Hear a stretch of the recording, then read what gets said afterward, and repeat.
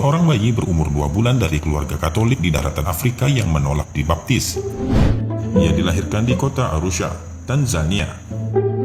Ibunya bernama Domisia Kimaro, sedangkan ayahnya bernama Francis Fudin Kira. Suatu hari di bulan Desember 1993, tangis bayi membahagiakan keluarga itu. Sadar bahwa bayinya laki-laki, mereka lebih bergembira lagi. Bagaimana pemeluk agama Katolik lainnya? Domisia dan Francis juga menyambut bayinya dengan ritual-ritual Nasrani. Mereka pun berkeinginan membawa bayi manis itu ke gereja untuk dibaptis secepatnya. Tidak ada yang aneh saat mereka melangkah ke gereja. Namun ketika mereka hampir memasuki altar gereja, mereka dikejutkan dengan suara yang aneh. Ternyata suara itu adalah suara bayi mereka. Mama, asini baptis. Nani kau Allah wa jumbe wakil Muhammad. Ibu, tolong jangan baptis saya. Saya adalah orang yang beriman kepada Allah dan Rasulnya Muhammad.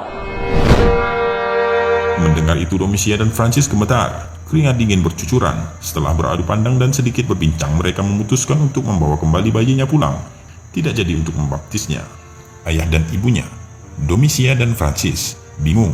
Kemudian didatangkan seorang pendeta untuk berbicara kepada bayinya itu. Sang pendeta bertanya, "Are you Yesus? Apakah kamu Yesus?" "Tidak, aku bukan Yesus. Aku diciptakan oleh Tuhan, Tuhan yang sama dengan yang menciptakan Yesus." Awal Maret 1994, ketika usianya melewati 2 bulan, bayi itu selalu menangis ketika hendak disusui ibunya. Domisia merasa bingung dan khawatir bayinya kurang gizi jika tidak mau minum ASI, tetapi diagnosa dokter menyatakan ia sehat. Usianya yang baru 4 bulan memulai mengeluarkan lafal-lafal aneh. Beberapa tetangga serta keluarga Domisia dan Francis terheran-heran melihat bayi itu berbicara. Orang-orang yang takjub menimbulkan kegaduhan sementara, namun kemudian mereka diam dalam keheningan. Sayangnya waktu itu mereka tidak mengetahui bahwa yang dibaca Quran surah Al-Baqarah ayat 54. Domisia khawatir anaknya kerasukan setan. Ia pun membawa bayi itu ke pastur, namun tetap saja Syarifuddin Khalifah mengulang-ulang ayat itu hingga kemudian cerita bayi kerasukan setan itu terdengar oleh Abu Ayyub, salah seorang muslim yang tinggal di daerah itu. Ketika Abu Ayyub datang, Syarifuddin Khalifah juga membaca ayat itu. Tak kuasa melihat tanda kebesaran Allah, Abu Ayyub sujud syukur di dekat bayi itu. Francis dan Domisia, sesungguhnya anak kalian tidak kerasukan setan.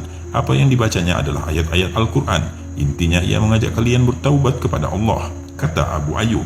Beberapa waktu setelah itu, Abu Ayyub datang lagi dengan membawa mushaf. Ia memperlihatkan kepada Francis dan Domisia ayat-ayat yang dibaca oleh dirinya. Mereka berdua butuh waktu dalam pergulatan batin untuk beriman. Keduanya pun akhirnya mendapatkan hidayah Allah Subhanahu wa Ta'ala. Mereka masuk Islam. Sesudah masuk Islam itulah mereka memberi nama untuk anaknya sebagai Syarifuddin Khalifah. Keajaiban berikutnya muncul pada usia 1,5 tahun. Ketika itu Syarifuddin Khalifah mampu melakukan sholat serta menghafal Al-Quran dan Bible. Lalu pada usia 4-5 tahun ia menguasai 5 bahasa.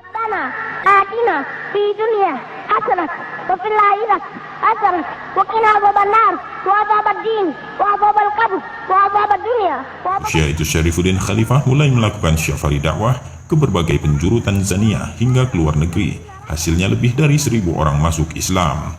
Kisah nyata Syarifuddin mengislamkan ribuan orang ini terjadi di distrik Pumwani, Kenya, tahun 1998.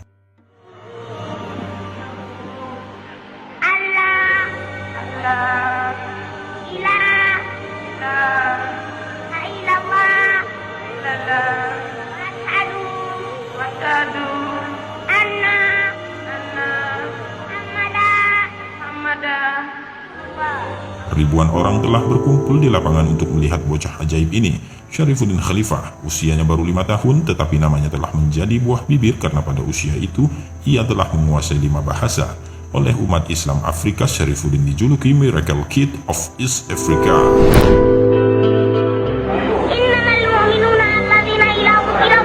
Perjalanannya ke Kenya saat itu merupakan bagian dari rangkaian syafari dakwah ke luar negeri. Sebelum itu, ia telah berdakwah hampir di seluruh kota di negaranya Tanzania. Masyarakat Kenya mengetahui keajaiban Syarifuddin dari mulut ke mulut. Beberapa waktu kemudian, sei kecil yang mereka nantikan akhirnya tiba. Ia datang dengan pengawalan ketat layaknya seorang presiden. Ribuan orang yang menanti Syarifuddin Khalifah rupanya bukan hanya orang Muslim. Tak sedikit orang-orang Kristen yang ikut hadir karena rasa penasaran mereka. Mungkin juga karena mereka mendengar bahwa bocah ajaib itu dilahirkan dari keluarga Katolik. tetapi hafal Al-Quran pada usia 1,5 tahun. Mereka ingin melihat Syarifuddin Khalifah secara langsung. Wajar jika anak kecil itu memiliki wajah yang manis, tetapi bukan hanya manis. Ada kewibawaan dan ketenangan yang membuat orang-orang Kenya takjub dengannya, mengalahkan kedewasaan orang-orang dewasa. Bahasa Arabnya yang sangat fasih diakui oleh para ulama yang hadir pada kesempatan itu. Hadirin benar-benar takjub, bukan hanya kagum dengan kemampuan berceramah, tetapi juga dengan isi ceramahnya yang membuka mata hati orang-orang Kristen yang hadir pada saat itu. Ada seberkas cahaya hidayah yang masuk dan menyelusup ke jantung nurani mereka. Selain pandai menggunakan ayat-ayat Al-Quran, sesekali Syarifuddin juga mengutip kitab suci agama lain, membuat pendengarnya terbawa untuk memeriksa kembali kebenaran teks ajaran dan keyakinannya selama ini. Begitu ceramah usai, orang-orang Kristen mengajak dialog bocah ajaib itu. Syarifuddin melayani mereka dengan baik. Mereka bertanya tentang Islam, Kristen, dan kitab-kitab terdahulu. Sang syekh kecil mampu memberikan jawaban yang memuaskan. Dan itulah momen-momen hidayah. Ratusan pemeluk Kristiani yang telah berkumpul di sekitar Syarifuddin mengucapkan syahadat. Jika dijumlah melalui dakwah Syarifuddin Khalifah, ribuan orang telah masuk Islam. Ajaibnya itu terjadi ketika usia syekh kecil itu masih 5 tahun.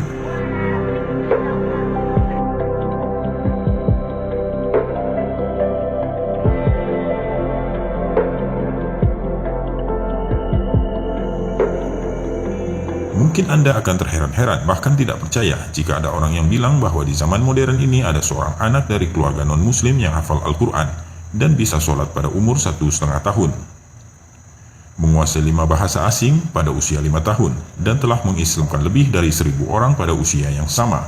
Tapi begitulah kenyataannya, dan karena ia disebut sebagai bocah ajaib, sebuah tanda kebesaran Allah Subhanahu wa Ta'ala. Sekarang bayi itu sudah remaja. Para ulama dan habaib sangat mendukung dakwah Syekh Syarifuddin Khalifah. Bahkan ulama besar seperti Al-Habib Ali Al-Jufri pun rela meluangkan waktunya untuk bertemu anak ajaib yang kini telah remaja dan berjuang dalam Islam. Allahu Akbar.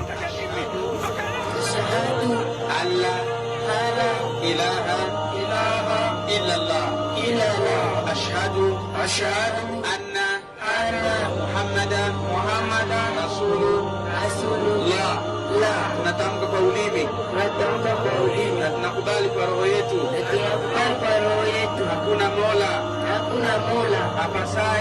apasaye kuabudiwa kwa haki ila Mungu ni mmoja tu, na Mtume Muhammadi ni mtume wa Mungu, na Yesu si Mungu wala si mwana wa Mungu.